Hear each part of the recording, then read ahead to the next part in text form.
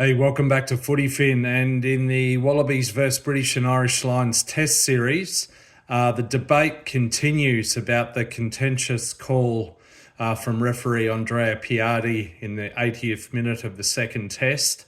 I'm not going to focus on that to a great extent today, but many are awaiting a please explain, some accountability from World Rugby over this.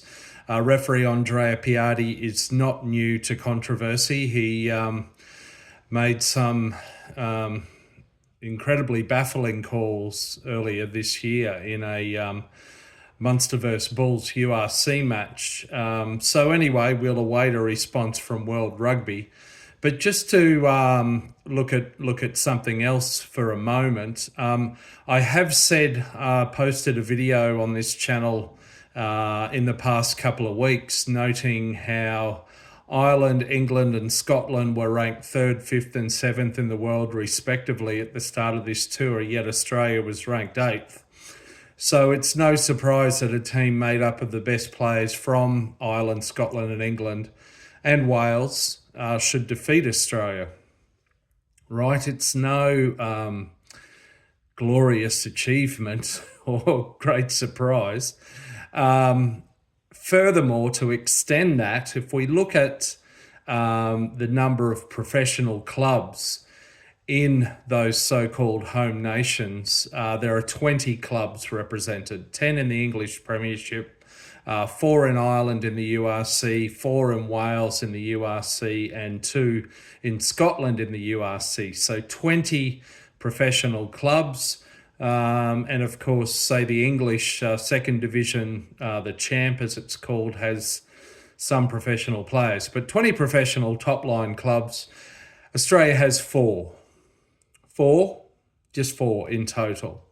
So 5 times as many professional clubs contribute to the Lions as contribute to the Wallabies. So it would be an incredible choke, nothing short of that, if the Lions were to lose, and they almost did.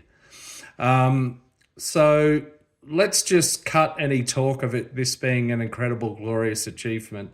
I think Lions fans are so excited because they've not won for 12 years, and prior to 2013 you'd have to go back into the 1990s, almost the amateur era. So it's a very rare achievement for the Lions to win a series, but in terms of coming up against Australia, it's no surprise. As I said, take the best players from nations ranked 3rd, 5th and 7th as well as 14th and pit them against a team ranked 8th.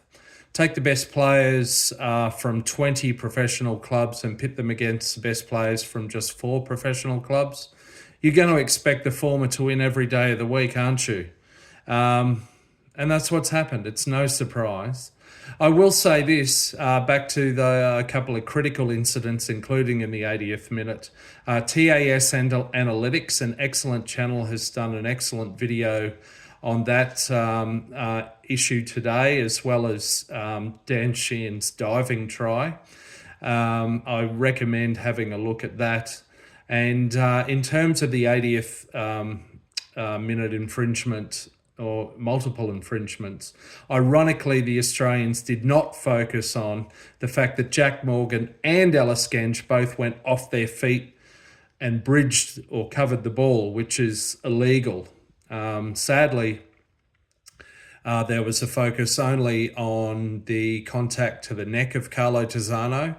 It appears that referee Andrea Piatti did not follow due process once he was conferring with the video referee as well. So that also needs an explanation from World Rugby. But the cruel irony, I think, for the Wallabies is that if they'd focused on the off-the-feet bridging infringements, they would have had a higher probability of an appropriate outcome, which would have been a penalty to the Wallabies.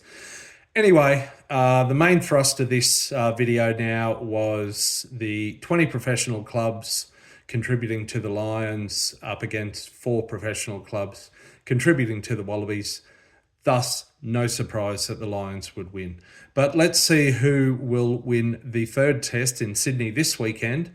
I'm going to go and find a rolling maul to stick my head into, but hope you enjoy the build up to this week. It'll be interesting to see the squads that each coach names. See ya.